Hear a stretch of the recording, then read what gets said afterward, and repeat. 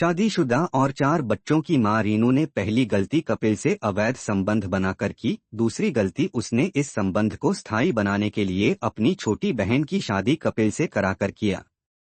उसकी तीसरी गलती कपिल को रिश्तेदार बनाकर घर में रखने की थी और चौथी गलती पति शिव कुमार को मौत के घाट उतरवाने की। नमस्कार दोस्तों, मैं विवेक कुमार, आप सभी लोगों का हार्दिक स्वागत है आपके और हमारे चैनल क्राइम की कहानी के नए एपिसोड में। सबसे पहले आपके प्यार के लिए शुक्रिया कि आप मेरे वीडियो को पसंद करते हैं, लेकिन अभी तक आपने इस चैनल को सब्सक्राइब नहीं किया है तो सब्सक्राइब कर लीजिए, बेल आइकन दबा दीजिए ताकि आने वाली हर वीडियो आप तक पहुंच सके। तो चलिए आज की कहानी शुरू करते हैं। 20 जून 2020 की सुबह की बात है। मुरादाबाद शहर के सिरकोई भूड़ की रहने वाली वीरवती रोजाना की तरह सुबह की सैर के लिए निकली थीं। लेकिन उन्होंने मोहल्ले में जो कुछ देखा उसे देख वह हक्की बक्की रह गईं। वीरवती जब गली नंबर 1 के पास पहुंची तो वहां एक युवक की लाश पड़ी थी। जिज्ञासावश वह लाश के नजदीक पहुंची तो उनकी चीख निकल गई, क्योंकि वह लाश उनके सगे भांजे शिवकुमार की थी। शिवकुमार उसी गली में रहता था जिस गली में उसकी लाश पड़ी थी। वीरवती रोती हुई शिवकुमार के घर पहुंची और यह खबर दिया। शिवकुमार के पिता रामकुमार परिवार के लोगों के साथ तुरंत घटनास्थल पर पहुंच गए। शिवकुमार का सिर कुचला हुआ था और पास में ही खून से सनी एक ईंट पड़ी थी। ईंट को देखकर वह समझ गए कि उसी से शिवकुमार का सिर कुचला गया है। घर वालों की चीख पुकार सुनकर मोहल्ले के और लोग भी वहां जमा हो गए। कुछ ही देर में शिवकुमार की हत्या की खबर पूरे मोहल्ले में फैल गई। फिर क्या था, थोड़ी ही देर में वहां लोगों का हुजूम जमा हो गया। लोग समझ नहीं पा रहे थे कि शिवकुमार की हत्या किसने और क्यों किया। इसी दौरान किसी ने फोन करके इसकी सूचना थाना मझोला पुलिस को दे दिया।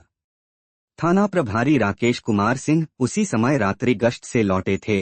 हत्या की खबर सुनकर वह पुलिस टीम के साथ घटनास्थल पर पहुंच गए। उन्होंने लाश और घटनास्थल का मुआयना किया। उन्होंने फोरेंसिक टीम को भी बुलवा लिया और यह सूचना वरिष्ठ अधिकारियों को भी दे दिया। फोरेंसिक टीम ने घटनास्थल से सबूत जुटाए। पुलिस ने खून से सनी ईंट अपने कब्जे में ले लिया। सूचना मिलने के बाद एसपी अमित कुमार आनंद और तत्कालीन एसपी दीपक भूकर भी वहां आ गए। मृतक के घर वाले वहां मौजूद थे। मृतक की शिनाख्त हो चुकी थी। हत्यारे ने जिस तरह से शिवकुमार का सिर कुचला था उसे देखकर लग रहा था कि हत्यारे की उससे कोई गहरी रंजिश रही होगी। मृतक के घर वालों और अन्य लोगों से पूछताछ करने के बाद पुलिस ने शिवकुमार का शव पोस्टमार्टम के लिए भेज दिया। पूछताछ में मृतक की पत्नी रीनू ने बताया कि उसके पति ने 2 लोगों से कर्ज ले रखा था। कर्ज न चुकाने की वजह से वे शिवकुमार को काफी तंग कर रहे थे। रीनू ने आरोप लगाया कि शायद उन्हीं लोगों ने उसके पति की हत्या की होगी, जबकि मृतक के छोटे भाई राजकुमार ने हत्या का शक मृतक के साढ़ू कपिल उर्फ मोनू पर जताया। इतना ही नहीं, उसने थाने पहुंचकर कपिल उर्फ मोनू के खिलाफ रिपोर्ट भी दर्ज करा दिया। नामजद रिपोर्ट दर्ज होते ही पुलिस ने कार्रवाई शुरू कर दिया। संदिग्ध आरोपी कपिल मुरादाबाद शहर के ही लाइन पार इलाके के प्रकाशनगर में रहता था। पुलिस जब उसके घर पहुंची तो वह घर पर नहीं मिला। इससे उस पर पुलिस का शक बढ़ गया। कपिल से पूछताछ जरूरी थी, लिहाजा पुलिस ने उसकी खोजबीन शुरू कर दिया। थाना प्रभारी ने कपिल की तलाश में मुखबिर भी लगा दिए। इसका नतीजा यह निकला कि 23 जून 2020 को एक मुखबिर से मिली सूचना के बाद पुलिस ने शिवकुमार के साढ़ू कपिल उर्फ मोनू को मुरादाबाद दिल्ली हाईवे पर स्थित बस स्टॉप से गिरफ्तार कर लिया। वह दिल्ली भागने की फिराक में था। थाने लाकर कपिल से शिवकुमार की हत्या के बारे में सख्ती से पूछताछ की गई तो उसने अपना जुर्म स्वीकार कर लिया। उसने बताया कि शिवकुमार की हत्या में उसकी पत्नी रीनू भी शामिल थी। कपिल उर्फ मोनू से पूछताछ के बाद शिवकुमार की हत्या की जो कहानी सामने आई वह चौंकाने वाली थी। महानगर मुरादाबाद का एक मोहल्ला है सिरकोई भूड़। रामकुमार अपने परिवार के साथ इसी मोहल्ले में रहते थे। उनके परिवार में 4 बेटियों के अलावा 2 बेटे थे। रामकुमार मुरादाबाद के जलकल विभाग में नलकूप ऑपरेटर थे। इस नौकरी से ही वह परिवार का पालन पोषण करते थे। उन्होंने सन 2007 में बड़े बेटे शिवकुमार की शादी मुरादाबाद जिले के ही गांव मझरा निवासी नरेश कुमार की बेटी रीनू के साथ की थी। जैसे जैसे रामकुमार का रिटायरमेंट का समय नजदीक आता जा रहा था, वैसे वैसे उनकी चिंता बढ़ती जा रही थी। वजह यह थी कि उनके दोनों बेटों में से कोई भी पढ़ लिख कर काबिल नहीं बन सका था।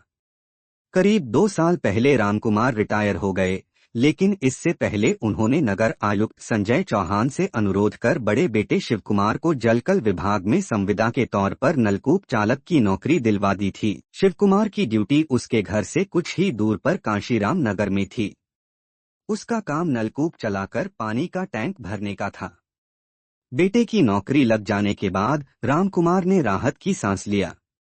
मुरादाबाद विकास प्राधिकरण द्वारा विकसित किए गए कांशीराम नगर के पास ही बुद्धा पार्क है।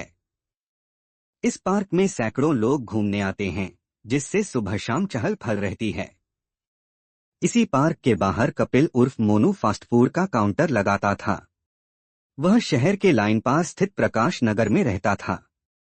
कपिल बहुत स्वादिष्ट फास्ट फूड बनाता था। उसके पास ग्राहकों की भीड़ लगी रहती थी। शिवकुमार की पत्नी रीनू अक्सर कपिल का फास्ट फूड खाने जाती थी। कपिल बहुत बातूनी था। रीनू को भी उससे बात करना अच्छा लगता था।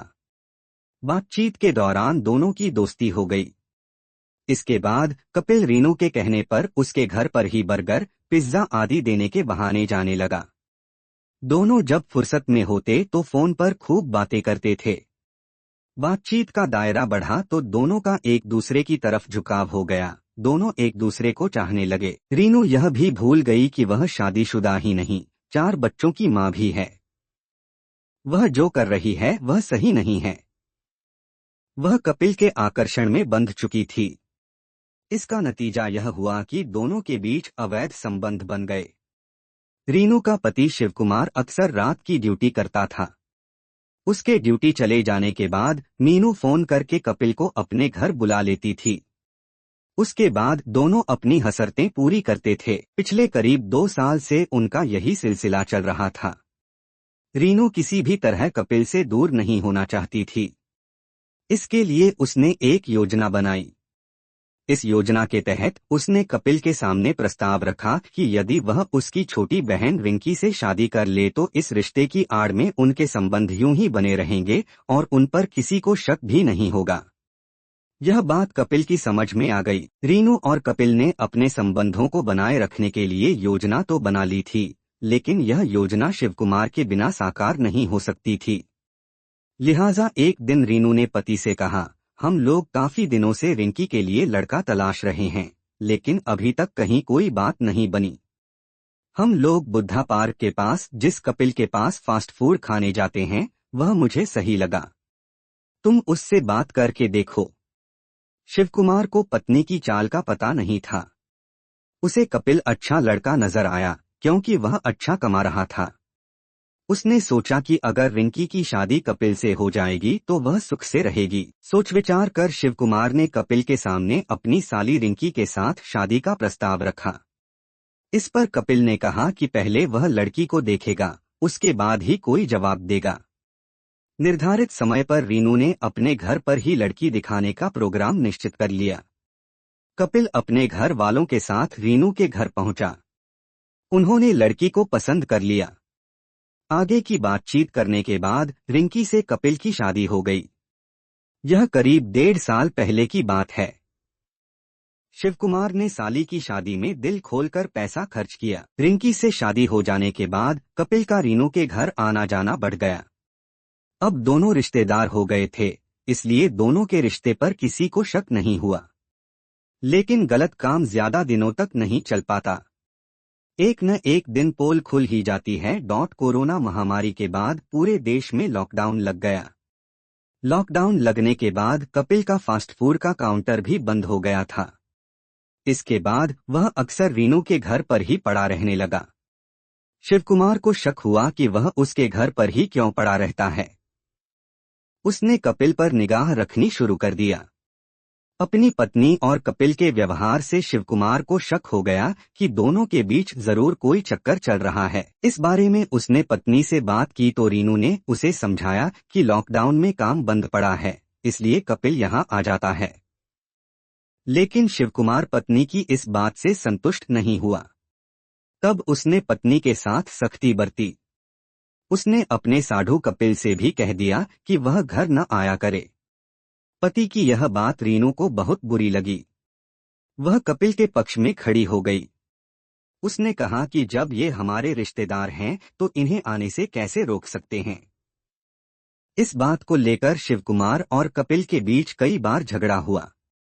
इसके बाद भी कपिल ने रीनू के पास आना बंद नहीं किया। शिवकुमार रात को जब अपनी ड्यूटी पर चला जाता, कपिल उसके घर पहुंच जाता था।